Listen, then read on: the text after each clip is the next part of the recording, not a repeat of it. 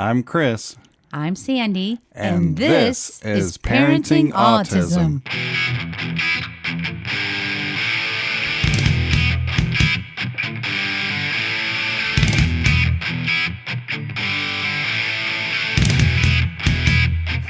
Here we go.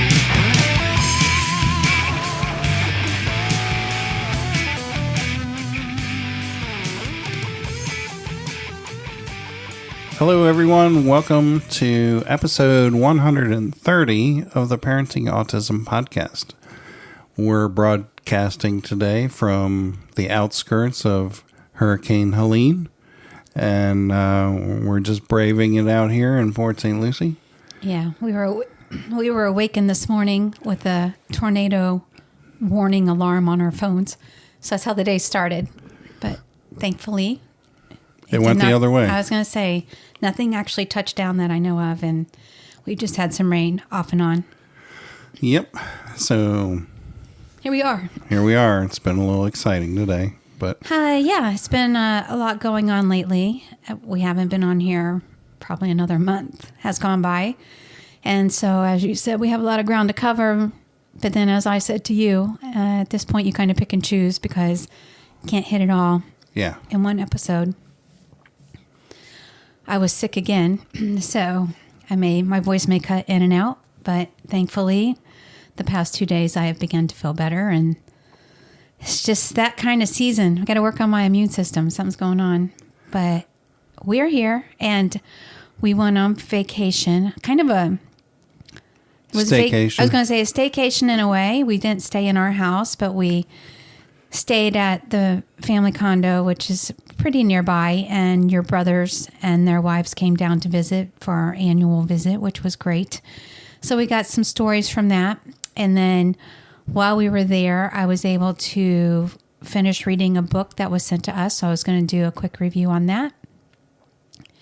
You also just took Bryce down for his follow-up vision and auditory processing testing. Yep. And so we have some results from that. And that's probably the highlights that we'll hit today. That's been Quite a bit. So we will start with the book review because I want to thank Carrie Baker for sending this my way. It's called Finding Kind. And KIND is an acronym. Kids with just going to cut in and out. Kids with invisible neurological differences. And so we can relate to that because we've talked a lot about Bryce's disabilities being visible and invisible. When he's wearing his headphones, it's visible, but when he's not, it's not visible. And there's a lot of things we deal with that people don't understand. And I remember when we did that presentation to our for church. Yeah, for our kids group, our kids leaders.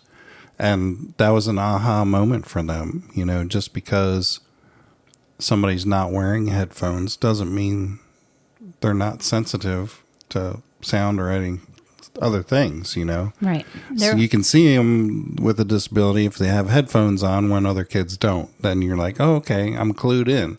But if they're not wearing the headphones, you really wouldn't know. Right. And then something goes wrong and you're wondering why the child's running out of the room or falling to the floor or something like that.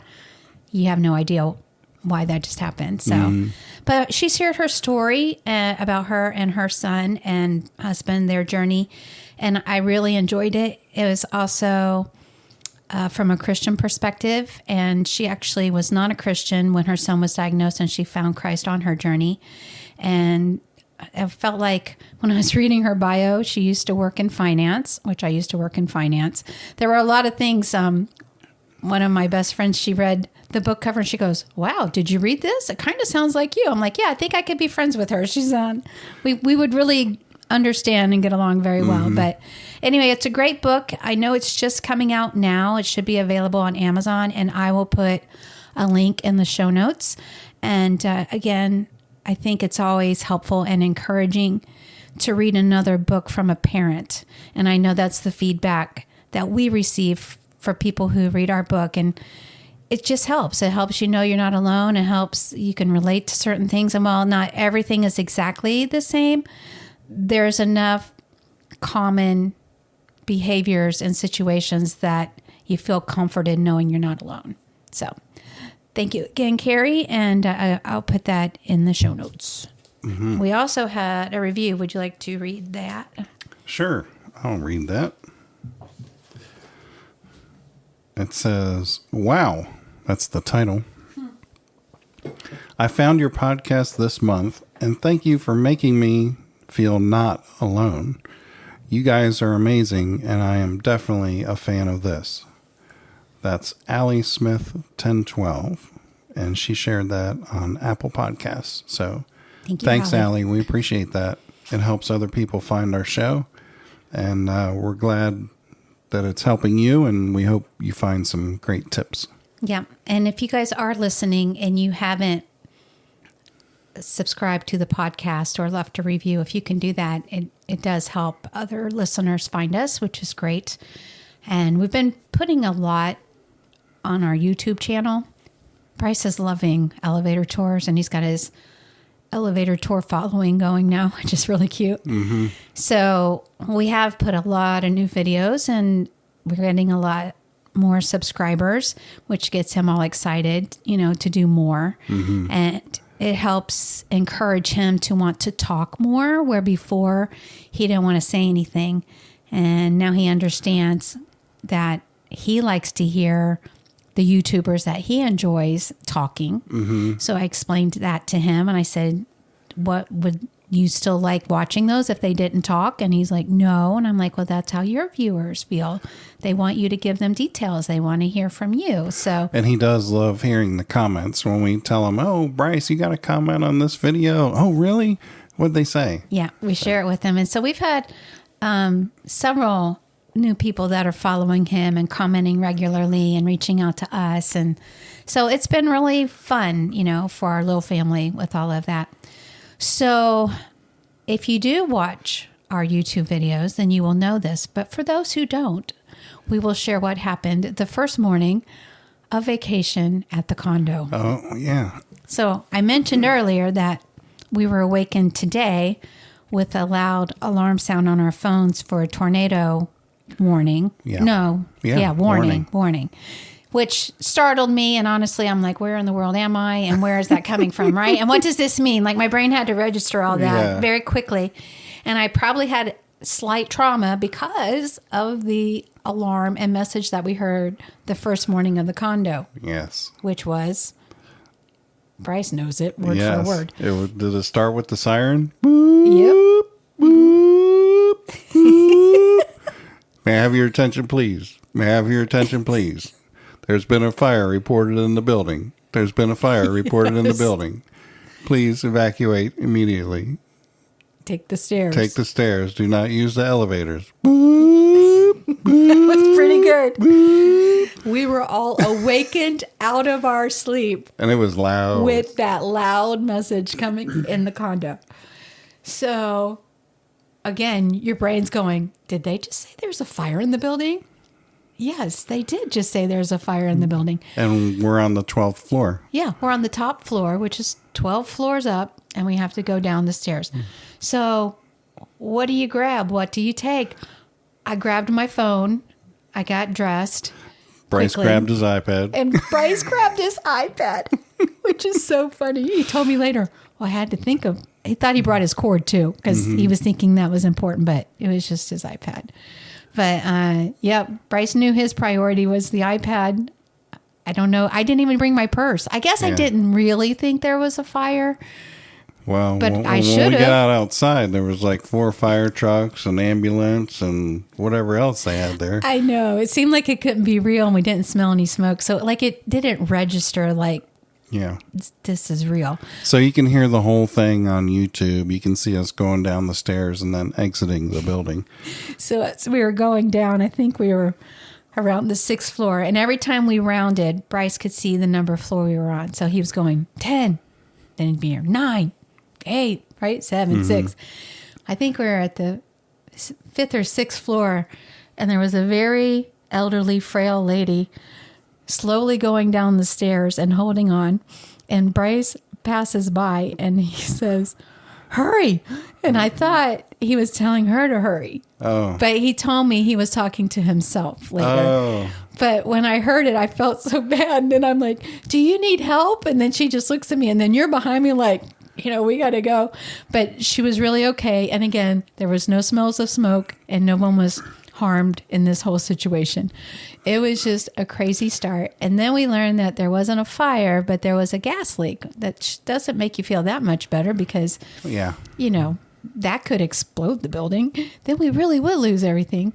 So they were doing construction on the roof, which we got to hear them start at 8:00 every morning. Because again, we were on the top and they were working directly over our unit and our bedroom. And, but they were able to fix it that day. Now, blessings out of this, right? Because I'm always trying to glean the lemonade out of the lemons. So I guess besides that, there was no damage and everything was fine. And we got back in the building within an hour. Yay, 2 thumbs up. In the meantime, they did allow us to go over to the condo next door. And Bryce was super excited about that because he got to... The other condo building. What did I say? Not a condo, but the other building. Because somebody might think you're just going next door to the condo next door. There's 2 buildings, right, on the property. So we went to the other building, condo building, I guess you could say. And Bryce was excited because he got to see their elevator. So it was a whole new elevator tour. So we took advantage of that. And then one of the people doing the construction, the crane operator, we actually knew him and he approached us and we had done family photography and had become friends with his mom quite a while ago. So we hadn't seen him in a long time. But he told us that he had seen us in our local autism Facebook pages because you're very visible in those, which is great, always helping families. And so then he shared with us that his son was diagnosed with autism. So we gave him one of our cards and told him anytime he wanted to reach out to us because he was saying to you like how lonely it can be on this journey. And his son is 3 or 4, like he's right in the thick of it. So the things he was describing, we were like, oh boy, we remember all those days. Yeah, it's hard. Yeah. It's hard. Little language and a lot of behaviors. Yep. So I think it was a real blessing that God connected us. I did tell the Lord in my prayer journal, you could have found a different way if you wanted to, but thank you for connecting us. That was good. And then since he had the crane there, I was like, well, maybe Bryce can check it out. So it seemed very safe because there was nothing happening because of the gas leak. So Bryce was just able to go over and look inside of it. This was after everybody cleared out, I think. Oh, yeah. It was like after lunchtime. I just thought about it. And I guess the cool thing also was then we realized that you could see the crane when it was working, operating right outside our window. And because we were up so high, you just saw everything go from ground level up past our window and onto the roof. And so we did some videos with that. Bryce, I mean, he had like his own private show in the air conditioning. Yep. So those were all the fun little things that kicked off the vacation. But I do want to say this because we're going to talk a bit about the regression that Bryce is having with sounds. We mentioned it the last time, but it has continued and it's kind of back to where it was about a year and a half ago, which is great. But the fact that we got awakened with that unexpected loud noise for all of us and him going down those stairs. He handled it very well. Oh my goodness, he handled it very well. And he did cover one ear while he was holding on to the rail for his balance with the other hand. But like he was so focused on getting out of the building and doing what he needed to do that he didn't shut down or melt down because of the sound, which again, I couldn't believe. He didn't even ask for his headphones when we got outside. Right. I mean, and as we were going down the stairs, I'm like, oh no, we forgot his headphones. I mean, who would think that? We don't even normally keep a pair in the house. We have them in the vehicles. So Yeah, that was pretty amazing that he did so well with that. I mean, he was a little traumatized by it the following day or two, but he knew that it was safe and it wasn't a meltdown. It wasn't a reenactment. It wasn't, it wasn't bad. Right. And he didn't perseverate on it like badly. And he also understood and would tell us it's very unlikely to happen. Right. Again, right. It's very unlikely to happen. And so he was reassuring himself that it wasn't going to happen again. But along those lines of the regression there, yeah. We talked about how he's been off of his gluten-free diet. And I think that has contributed because nothing else really has changed other than he was out of his routine for vacation for a little while. But I don't think that's what's triggered it. I think he's had gluten recently, and gluten leads to inflammation, and inflammation leads to behaviors. That's my take. That's my opinion. I know. That's why we're on here discussing. You're looking at me like, I don't know. I'm not 100% sure that that's the primary reason. What do you think? It's hard to explain why, and the reason why I don't think it's all that is because the first time I saw this return its ugly head was at the graduation for Jackson. Yeah. And we had just come off of vacation. Right. So we were out of routine. And he was having gluten. Not as much. It was much worse on this condo trip. Yeah, but how long were we on vacation in the Panhandle? We were gone for 9 days. Yeah, a week. But let's talk about this because it wasn't just the gluten, because we really did stick to it pretty well on that trip. But he was out of routine, and he did not have all of his supplements every time, and he was very much out of routine. So let's think about that. And we have not been in a good solid routine since that vacation. It's like we came home, we had a week or so of school, and then we turned around, and then we went there for 2 weeks. Then we came home. We were home for one night, and then you left for 2 more nights. And again, I know those were gluten-filled as well, but also no school, no routine, out of his element. I don't know. So it's a combination of a lot of those things. And he's been out of his neuro needs for several days because we ran out on this last trip. So do I think diet is part of it? I do. Do I think that being away from home and not in his regular school routine and everything else contributed? Yeah, actually, I think it does. And unfortunately, we have another trip planned for a wedding out of state that we've had on the calendar for a lot longer and has to happen. It's just going to be nuts for a little while. So, we'll do our best to try to keep him as regulated as possible. But I can say that I think keeping him overall in a routine is probably best for him. And I'm seeing that. So anyway, regardless, this has happened. It's resurfaced, and his fear and anxiety have heightened. And I think the fear and the anxiety then caused the trauma triggers, which in this case is now led back to where he goes for his therapies. And we had left this place a year and a half ago because he was so traumatized by the children who were crying and that were loud.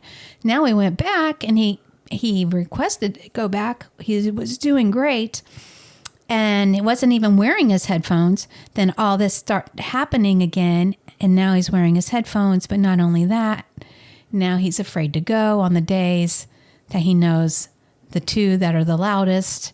And he told me yesterday when I picked him up from therapy, the little one, and she is little. I mean, he's just trying to learn how to deal with this, but the little one is loud, and she was in the lobby when we were leaving, and she was quiet. She was not loud while we were there.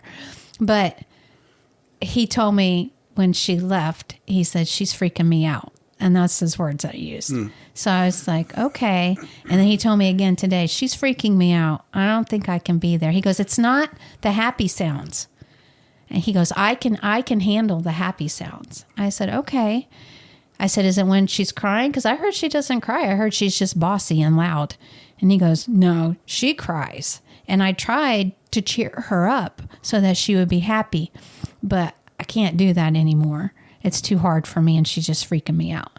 So I said, well, I appreciate you telling me all of that. I mean, that was a lot of words for him to share with me. And so I haven't really talked to you about this because I haven't seen you, but we may or may not switch his day, but we're going to try to arrange it that he's not there when she's there. And right now, the only day they overlap, him, her, and the other little boy that is also a concern for Bryce, are only there on Thursdays. So we'll figure it out. What happened to the conversation we had about them being separated? Yeah. Well, Bryce says he doesn't think that'll be good enough, but he has agreed to try that first. Okay, good. And then if not, we'll revisit it. But I think you and I are both in agreement that for right now, we're not going to push him to go when it's not comfortable for him, because I don't want him to shut down on the whole idea completely. Yeah. I think he can work through it. Yeah.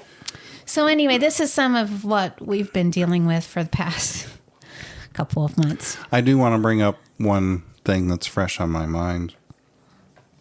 Go ahead. That in the news the other day, there was a little this boy, week, yes, 2 years old, had autism, and I saw the alert come across Facebook, and I shared it on my page because it was a local little boy. And my first thought was, sorry, he was going to be found in water. You said they need to check the local water. They need to check the local ponds, I think you said.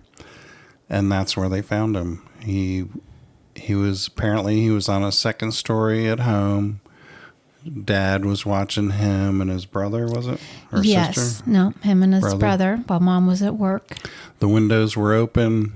Because the kids were sick and his dad was airing out germs. Yep. But there was a screen there. I guess the little boy pushed the screen out, fell from the second story window into a bush that broke his fall. And then somehow he made it to a pond within yards of his 25 yards of his house. 25 yards of his house. So I implore anybody that's listening to this podcast to find out where there is water near your house. And if, God forbid, your child ever goes missing, you need to know where that water is. I don't know how they find it or how they get there, but they get there. And it happens around here a couple of times a year that somebody goes missing, they get out of the house. And let me tell you, it's a 2-year-old. You're like, oh, how does he get out of the house? Well, this one fell out the window, but they get out. They figure it out. They figure out how to get out. We had a double cylinder key lock on the inside and outside of our front door for the longest time. So you could only exit our front door with a house key. And that's how concerned we were with Bryce, just leaving. If we were distracted for a minute, he didn't have much language at the time. So, how long does it take for him to undo the bolt and go out the front door? Not long. So we were very concerned about that. But it's the leading cause of death among those with autism is drowning. And so we've really stressed working with Bryce in the water so that if he does fall into water, he can get back to the edge.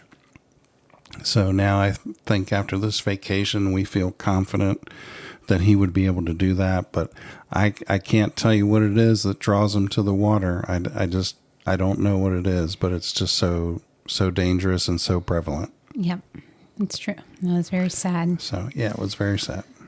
I'm going to go back because I have a note here on the crying children just one more time, and then we can wrap this up. But I wanted to share this because while we were here with your family, we went out to dinner one night, and it was a more expensive restaurant in our area. We weren't even thinking about children being in there, but there was a family that brought 2 little children in there. Lo and behold, and they sat them right next to us. Right next to us. I mean, we're back to that. Can you believe I'm like, this? God, really, God? So,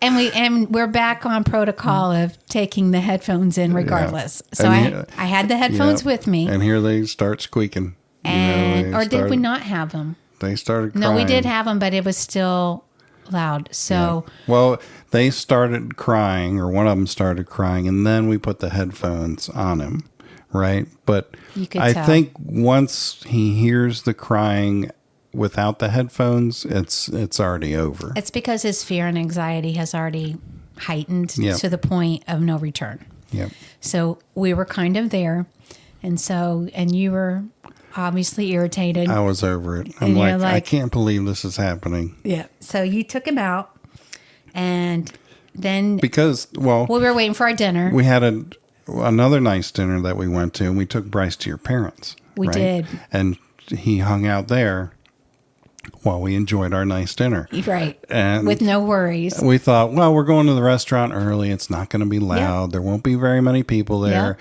And all of that was true until this family came in with their 2 little kids. And they, of all the open tables in the restaurant, they sat them right next to us. Literally. And you can't, what are you going to say? You can't say anything to them. It's not their fault. It's not. Kids cry. You know, it is what it is. And yeah.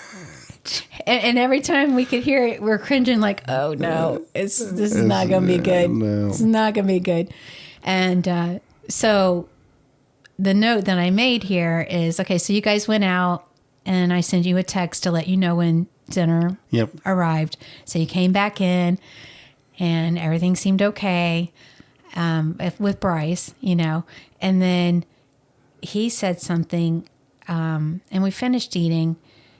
And the kids started up again. Mm-hmm. And then you were just like, it's okay, Bryce, we'll just go. And then he's like, no, I'm okay, Daddy. And you're like, no, I need to go. So then he changed it. And then he's like, okay, it's too loud for you, Daddy. Then we can go. And it was like you deflected him worrying about himself and how it was hurting him. Because again, when this happens to Bryce, his brain, for whatever reason, transfers it to these people are trying to hurt him. Yeah.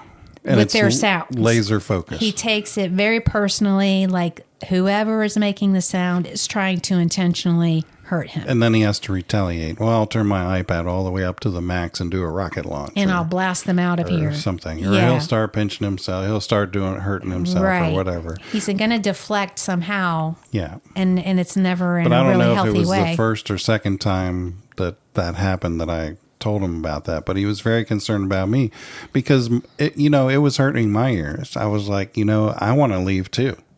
And I explained that to him. And he's like, is it hurting you too, Daddy? I'm like, well. And you told him that when you went out, right? I'm going to guess because you didn't have that conversation at the table. Yeah. So I'm thinking when you took him out, you were telling him how you didn't like it either. Right. And so then when you came back in and it started again and you guys were done eating at that point, we were just waiting to wrap it up.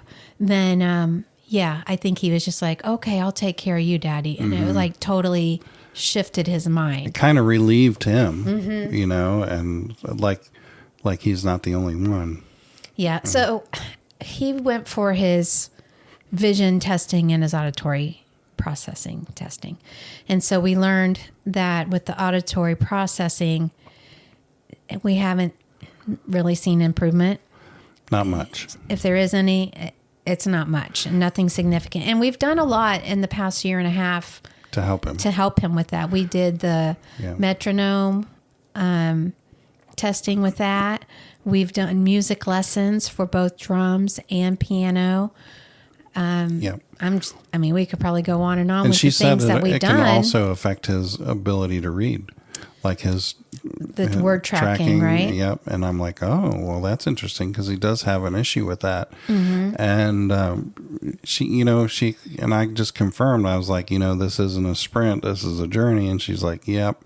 She says some kids recover fully, they get into the normal range. Other kids don't. It takes a long time.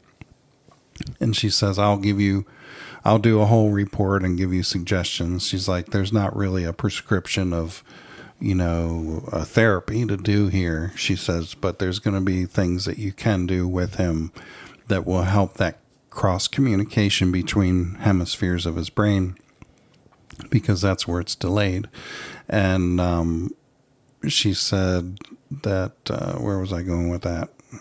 She's going to give us a plan, which I don't think we really received a plan so much. She's happy that he's doing the music, and she wants us to continue. Oh, I know what it that. was. She says that also try starting out our day as far as the hypersensitivity to sounds. She said, try to start out your day in a calm manner, either like doing yoga, some type of meditation, so that he starts his day at a lower threshold of anxiety. And then, and she did explain that him being on his tablet, that does heighten the level of anxiety overall. So if he's already on the tablet and then something occurs, then the outcome will be worse than if he had not been on the tablet. Yeah, which I've been telling you, that's been bothering me quite a bit. And like, what can we do to put more controls in there? And so specifically yesterday and today, trying to get back into the school routine, because that's another thing, we're trying to get back into routine, and he's been on that tablet way too much. And on vacation, he was on it a lot. A lot. And he was having fun with Auntie Sue, and he was on vacation, Well, he wasn't in school. And wasn't in school. I was down sick for a whole week. So I was there for entertainment. So he was on a lot more. And let's think about that. So he's been on his tablet more when we're traveling. And I bet you that goes with the whole other stuff. I'm glad we talk like this. Yeah, I know. But, so it's probably the whole combination of things. So today and yesterday, I took my phone and I got the timer. And so I am now timing the amount of time that he gives me for school or a game or whatever we're doing. And then that's the time that he can have for a break. Because it's always like, 5 minutes and he's ready to, I need a break. And I'm like, what about me? I think you got to give me some time. And he's like, what do you mean? And I said, well, when you want to spend more time with your tablet than you want to spend with me, what do you think that I think is most important? What's more important, your tablet or me? He goes, well, you're more important. I said, okay, well, then it's important that you give me some time. And I understand you need your breaks. But if you give me 15 minutes, I'll give you 15 minutes. But when that 15 minutes is up, I need you to turn that off, and then you come back to me. Well, my strategy is I'm going to keep him longer. So, and then I'm kind of controlling the breaks and the time a little bit more, and then I can track it and kind of see how much time he's on there without him knowing that I'm tracking how much time he's on there. So one of the times he wasn't turning it off. And I said, okay, well, then I'm going to start tracking now how much extra time you're taking so that I can deduct that from your next break. And then it was like, oh, wait, no, I'm finishing. I said, okay, well, when it's done, I'll stop tracking. And so then it took 9 seconds. I said, okay, well, that'll be 9 seconds off of your next break, because we do minutes and seconds wherever it lands. And that's working okay. Yeah. And I actually got 35 minutes in a row from him to finish Bible today. And he had to do some writing. And when he saw it, it was like 4 sentences he had to write. He goes, 4 sentences? That's like a paragraph. Oh, well, it is. I can't do this. And I said, Bryce, this is 2nd grade Bible. I know it is. I said, okay, then I think you can do it. So let's just show me you can do it. Let's talk through it. Tell me what your answer is, and I'll give you the sentence version as short as we can make it. So he wrote everything out, and I told him, if you do all of that, I'll give you 5 extra minutes. And so he worked for 5 extra minutes. And, we have our point system that works really well with him. Yeah. My thought is I want to get him weaning down, right? And then he knows that multiple doctors have said maximum 2 hours a day. He knows Dr. Coulter said it. He knows Dr. Buckley said it. When we did the Healthy Kids for Special Olympics, they told him. So it's not us being the bad cops here. Yeah. And so what I would like to do is say, okay, you get 2 hours a day when you're not playing with Michael or Auntie Sue. That's different. But 2 hours a day by yourself. And then if you want to buy more time, I think it could be points. And let him feel like he's earning it somehow. And then the points are going to come with doing chores or positive things. And maybe we can go that route and try it. One thing that I like about Bryce and his time, I don't even know what I'm saying here, but he's willing to give you his time if what you're doing is interesting to him. Like if you want to play a game with him, like Yahtzee or Uno or do a science experiment, he will, without moaning and groaning, give up his iPad to do those types of things. Or to go out and do his remote control airplane or outside stuff. He will readily give up the iPad to do those things. It's just a matter of us having time in our schedule to be able to do those things. But I'm very happy that he's just not, I don't want to say addicted to it so much that he won't let go of it, right? And is it. Yeah, it's just what outweighs the other, flying an airplane. Yep, I'll give up my iPad time to do that. That's the conversation I had with Mom on Monday when you sent me the results. And I said exactly that. I said, he's not addicted to it. He'll want to finish whatever he's in, and I get that, don't we all? But he'll give it up if I say, hey, you want to go do this or you want to go do that? I said, but it puts a lot more on us to be available and ready to do that. Let me tell you, they have that golf cart of theirs. And if they get that fixed or whatever and they offer it up to, drive around the community in the golf cart, he'd be all over that. You're right. And she was just saying, well, what can I do when he's here? Because that's what he does. And he plays with his cousin when he's there. And I said, I understand that, but I will bring some board games. I said, or card games. And he's wanting to learn sewing. He does, so he can watch her do that. And that's a good point.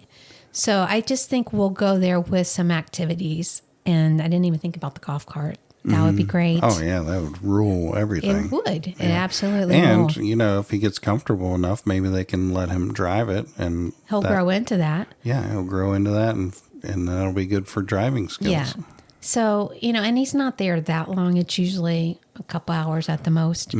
So, anyway, it's definitely a new game plan we're going to work on. I told her, I said, we got to get this all under control, especially before puberty rolls in. And then she was sharing some examples of puberty that she dealt with my brothers. I'm like, yeah, so we got to get this under control before puberty rolls in, because it's very real. Things can change once the hormones start shifting. Personalities can change, moods can change, all of that can change. And with autism, you really don't know what that's going to be like. You don't. And then with Bryce's brain injury, seizures. We've got that as a concern as well. So we got a lot of things, coming up. Again, I try not to worry about these things I can't control, but I try to control the things we can control. And that's why we bring this kind of stuff up. But anyway, and then the vision testing. That revealed that in the upper right field of vision in both eyes, it's obscure somehow. He can't really see. So they put him, use this machine, and then he would hit a button every time he saw a flash of light.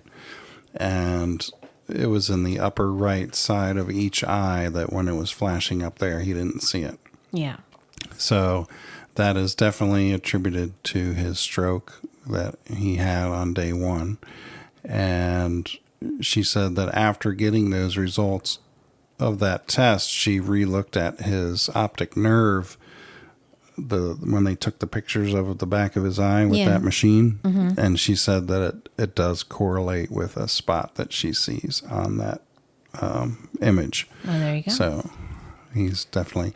And I asked him when we got home because she said, maybe we could make accommodations for school where we change the location of his desk. But I asked him, looking at the screen, I was like, can you see my hand up here? And he's like, yep, I can see your hand if you're looking straight ahead. I said, is it dark anywhere around it? And he said, no. So I don't know exactly what it is. Maybe his brain it hasn't compensated because he can't see the flashing light. Right, but I think that he has learned to function and with it. Because his brain does not know any different. Right. And they told us that day, they prepared us for possible blindness, but we wouldn't know the extent of it until he was older. Mm-hmm. So is it affecting him? Yeah, I would say it's affecting his reading skills and abilities. Well, she said that she was very grateful that it was in that quadrant and not the left side, because the left side is where you start reading from, right? When you use the left side of your vision, when you read across to the right and then you return to the left, you start on a new line. She said it's good that it's not there. Ah. So maybe that's why, he starts out strong and then he fades as he trips up as he goes further in. I don't know, because, you can turn your head while you're reading. It's not like I can't be inside his head, so I don't know what he's seeing. And he can't really tell us much. Yeah. So we never really know if it's accurate or not.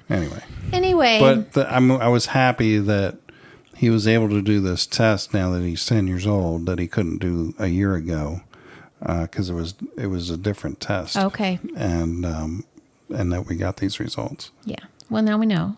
And the good news is that some of the vision testing, vision therapy that we were able to do at home has shown some improvement with his eye tracking. And so they've given us some more homework and more of the, we'll continue to do it. Yep. The convergence insufficiency that he had, that has improved dramatically. Great. So something's improved. So that's encouraging. You take what we I know. Because when you sent me the test results, and I felt like a little, like a little punch in the stomach. Not major, but enough that I was like, makes you sad to know that your child has the blindness. And then you're like, it makes me a little sad, but, I'm just grateful it's not worse. And I'm like, yeah, that's it. Right.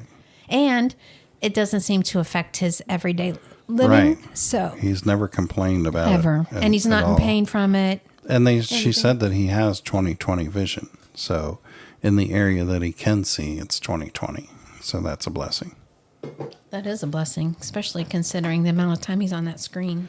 Got to protect his eyes that way too. All right, so those are the major updates. I made some podcast notes here. Let's see what I wrote.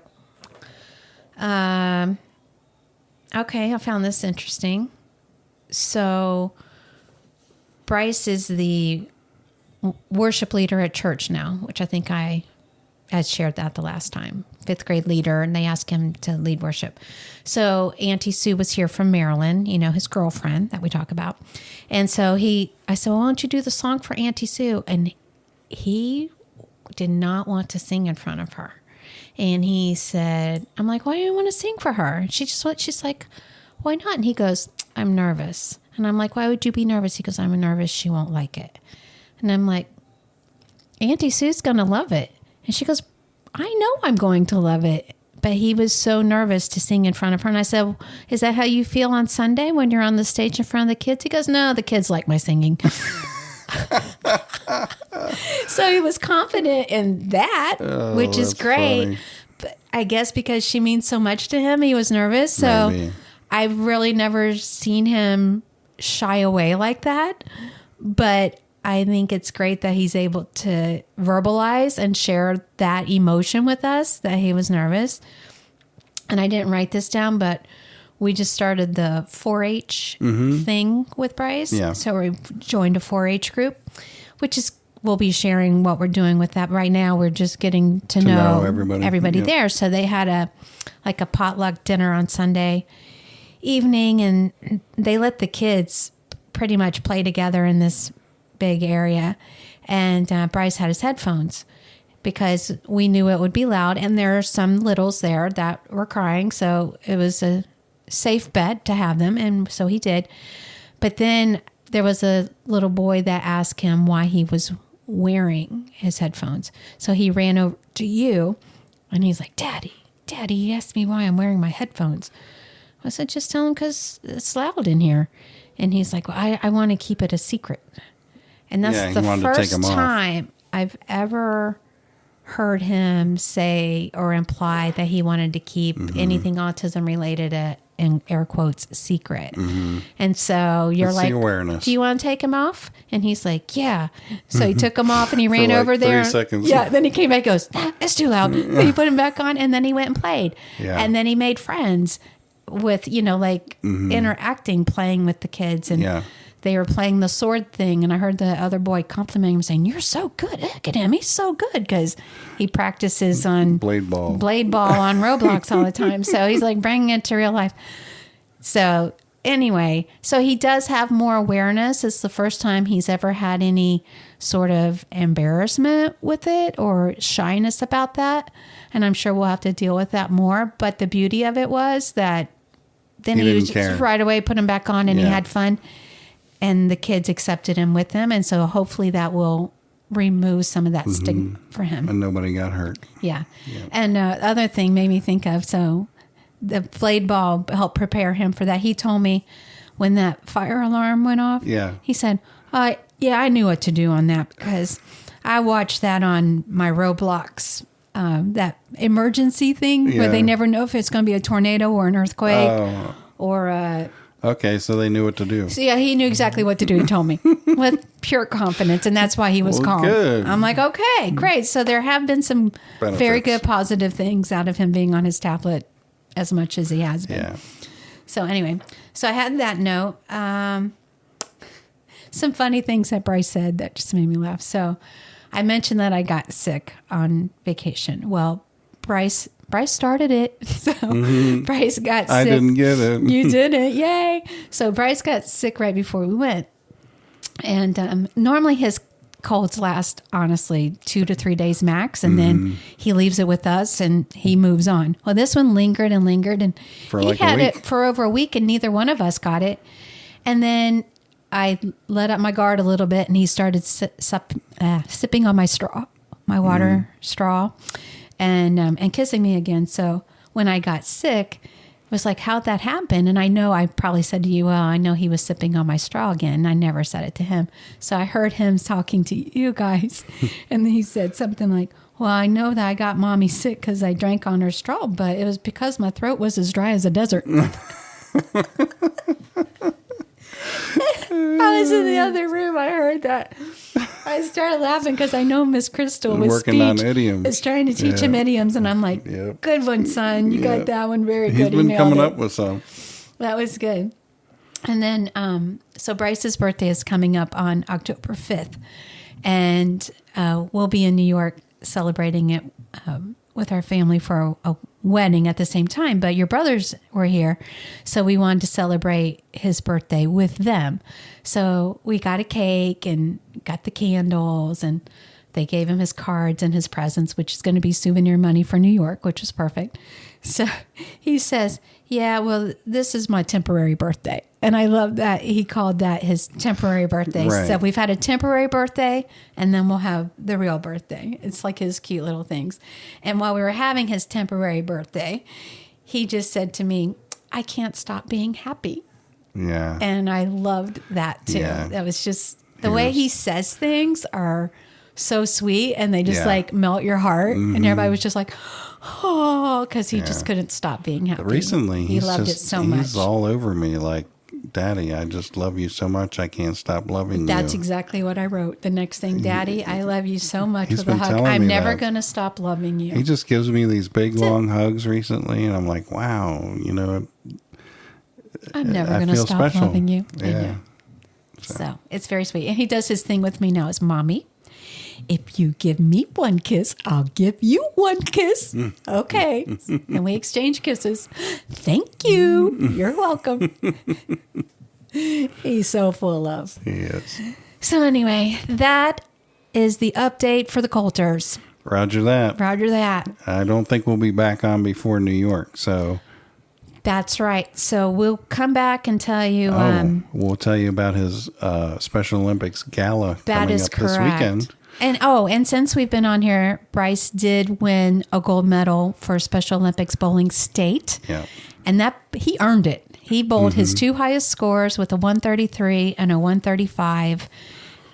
He did fantastic. He was selected as Athlete of the Year for our county, so now he gets to go to this gala this weekend. Yeah. He's super excited about that, to do elevator tours and everything at the Four Seasons. It's at the Walt Disney Four Seasons. Yeah. And so I wrote an email to the manager, and I let them know that we were coming for the Special Olympics gala, and that Bryce loves elevators, and he does tours on his YouTube channel, and that I'm sure it requires a room key there, but would it be possible that we could show him the elevator? And I got a response back saying, we would love to give him a tour, and our engineer team will take good care of him. That's amazing. And we're going to meet them Saturday afternoon. We've gotten so many cool. things just by asking, Yeah. you know.